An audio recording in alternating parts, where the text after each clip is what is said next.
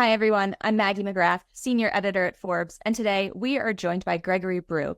He is an analyst with the Eurasia group, and he covers energy and Iran, and we will be talking about both of these things today.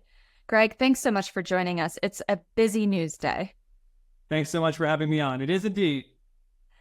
So we are talking because overnight or earlier today, depending on your time zone, the Israeli military appeared to have struck Iran, and it's the latest in a string of volley attacks between these two countries. Iran fired missiles at Israel last weekend, which had been an apparent retaliation for Israel's attack on the Iranian embassy in Syria on April 1st. Can you just break down what are we seeing right now? Well, you're absolutely right. This latest attack, Israel's attack on Iran that happened about 12 hours ago, early morning hours in Iran, late night last night here in the U.S., was the latest in a back and forth that really did get started on April 1st when Israel struck Iran's consulate in Damascus. This was perceived by the Iranians as a major provocation, and they responded in unprecedented fashion by launching a barrage of missiles and drones at Israel last weekend. Now, the key is whether Israel's attack on Iran this morning constitutes escalation. Is this going to get worse? And by all appearances, both Israel and Iran have concluded their back and forth. The Israeli attack on Iran was small. It was largely symbolic. It did not cause significant damage. The Israelis did strike Iranian territory, but the Iranians are sort of brushing it off.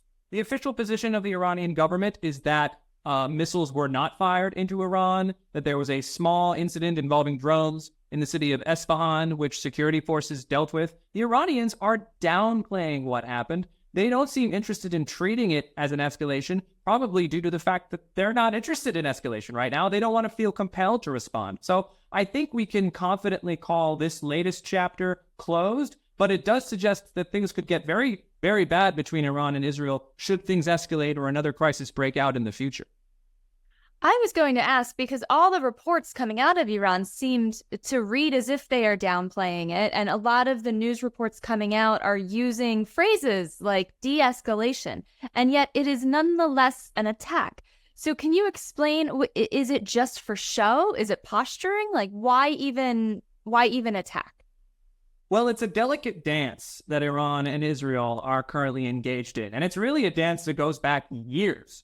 It needs to be pointed out that Iran and Israel have been competing against one another for decades, fighting a so-called shadow war that has mostly been playing out, again, in the shadows, in covert operations, in the battlegrounds, in Syria and elsewhere in the region. But what we've seen over the last 2 weeks is an escalation. They have dragged their shadow war out of the shadows. Iran and Israel are now shooting directly at one another. Now, they're doing it in sort of a symbolic way. These kinds of attacks are designed to restore deterrence. They're designed to signal capability. Really, Iran and Israel are trying to tell each other, back off, or things could get much worse. And right now, those messages do seem to be getting through. Both the Iranians and the Israelis have signaled that they don't want to escalate. I should note that there is a lot of pressure coming down on Israel from the United States not to escalate this crisis, to try to reduce tensions, to bring the temperatures down a little bit. The Iranians don't really want to escalate. They've been trying to avoid escalation really for the last 6 months in the context of the regional crisis. So while we are seeing a reduction in temperatures, things are coming down a little bit. Tensions between Israel and Iran are still very, very high, and they're likely to remain high for the foreseeable future. You mentioned pressure from the U.S. not to escalate. So what is President Biden doing right now? What is his administration saying, and is it enough in this environment?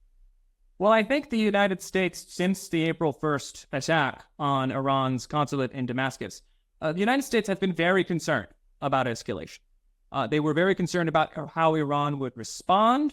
Iran's response last weekend was done with a lot of telegraphing, a lot of signposting. The Iranians let the United States know what they were going to do in advance. This gave the United States a lot of time to position air defenses, to get the Israelis ready, to shoot down most of the missiles and drones.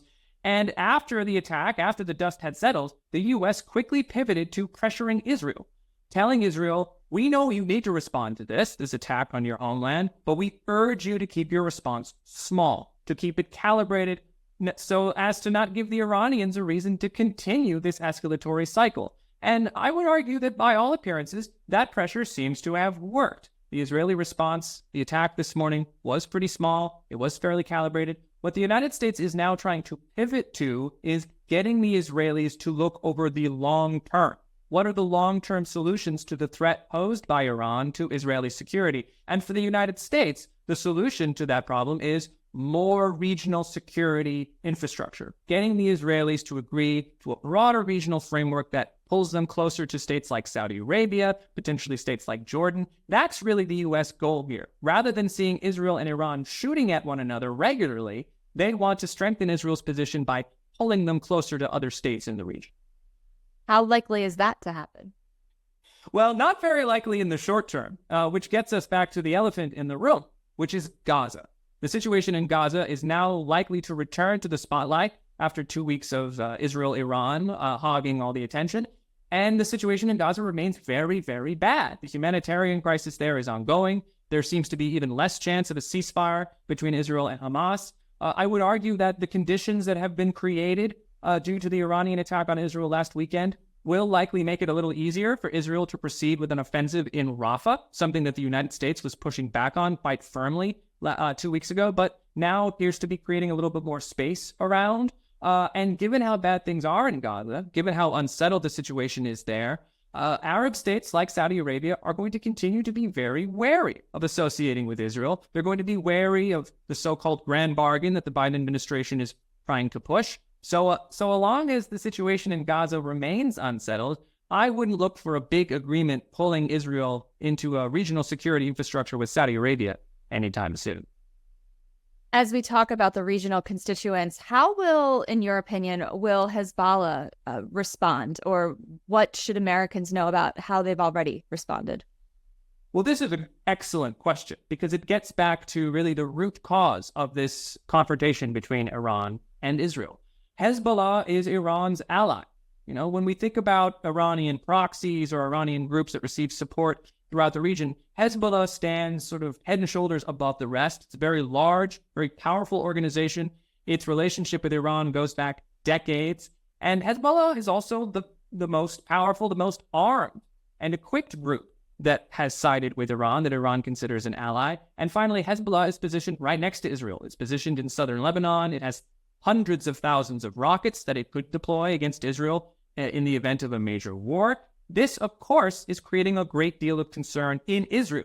In the aftermath of the October 7th attack by Hamas, the Israeli government, the Israeli military, and the Israeli people are very concerned about the threat posed by Hezbollah. And by extension, they're concerned about how Iran might be able to support Hezbollah in the event of a war, in the event of a broader conflict between Israel and Hezbollah. So that is something that I think we should all be very mindful of. And it's also something that the U.S.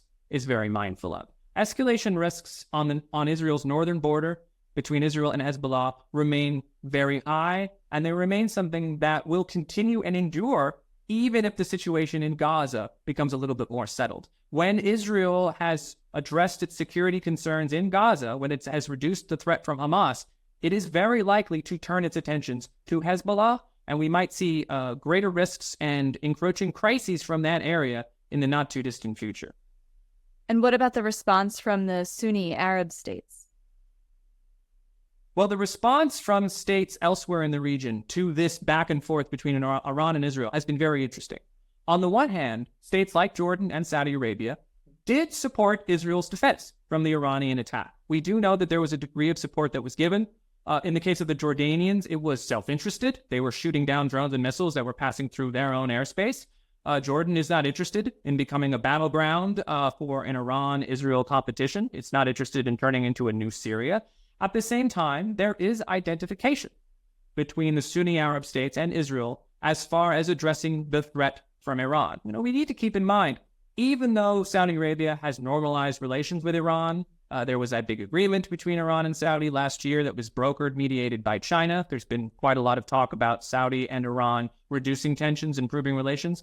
States in the Persian Gulf and Sunni Arab states throughout the region remain very wary of Iran. They remain concerned about Iran's capabilities and the threat that Iran poses to their own security. So there is mutual interest, I would say, in forming stronger ties with Israel. But what is looming over that is the threat, the political challenge posed by Israel's operation in Gaza, and the issue of addressing Palestinian statehood and a two-state solution.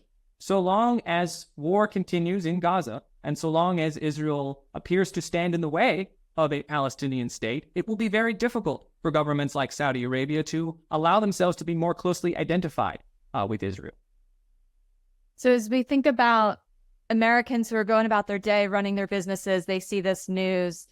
There are two questions I want to conclude with on behalf of those people who see the headlines and think this might have nothing to do with me or this could really, really affect things. First question, gas prices, oil prices specifically, had a brief surge this morning and then came back down. And if I'm someone who's carefully watching those prices, should I be concerned? What does that mean?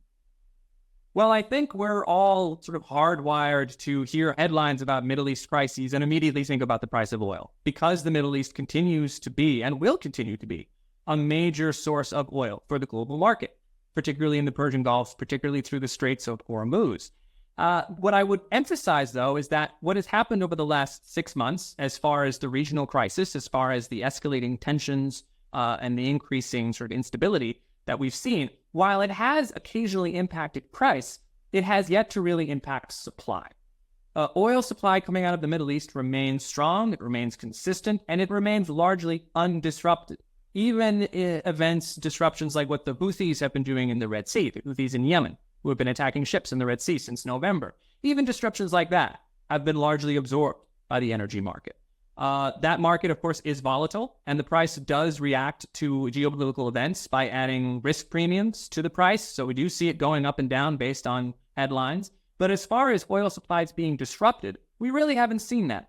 There still continues to be oil production flowing out of the Persian Gulf into the global market. And unless this conflict becomes much, much worse and much broader and does start to affect oil tanker traffic in the Persian Gulf, I think we can be confident that prices will go up and they will go down, but we won't be looking at oil shortages or significant disruptions in price anytime soon.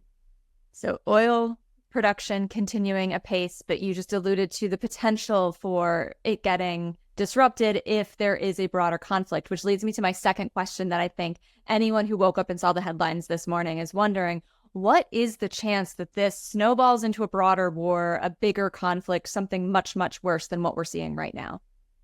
Well, that risk has loomed large for the last several months. And I would say that what we've seen over the last 2 weeks has revealed interests on both sides, among the Iranians and the Israelis and the Americans, to avoid escalation if possible.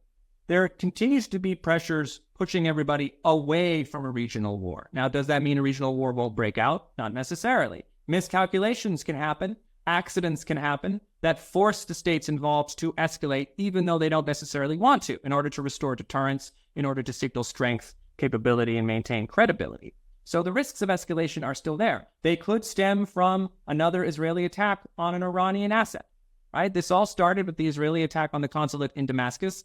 The Israelis are unlikely to stop attacking Iranian assets in Syria. So we could, in a couple weeks, if the Israelis pull off another attack against an Iranian target there, we could be right back where we started, seeing escalating tensions, the risks of direct attacks by Iran against Israel and Israel back at Iran. I would also say the northern border between Israel and Hezbollah remains a significant area of potential escalation. As I mentioned, Israel sees Hezbollah as a considerable security risk, one that we will want to address at some point in the future. And then finally, the Houthis. The Houthis firing at ships in the Red Sea has been disruptive.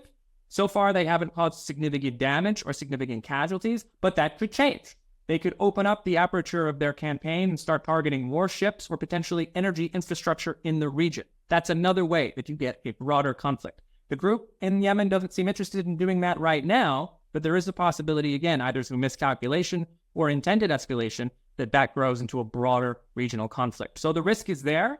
The major actors involved seem interested and seem focused on avoiding that risk, but it will remain potent for at least as long as the conflict in Gaza continues.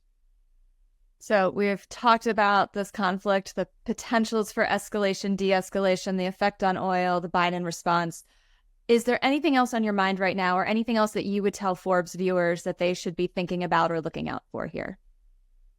I think we've covered it pretty well. I think I would continue to say, over the last few weeks, the conversation has moved a little bit away from Gaza, but Gaza continues to be sort of the beginning and end of where these tensions are coming from. A ceasefire between Israel and Hamas will hopefully at some point reduce tensions there and move the situation in Gaza towards a degree of stability, but that's not looking very likely anytime soon. So long as the conflict in Gaza continues, these risks, these tensions will exist, and the risk of some kind of escalation will persist. Gregory, Brew, thank you so much for joining us today. We really appreciate it. Thanks so much for having me on.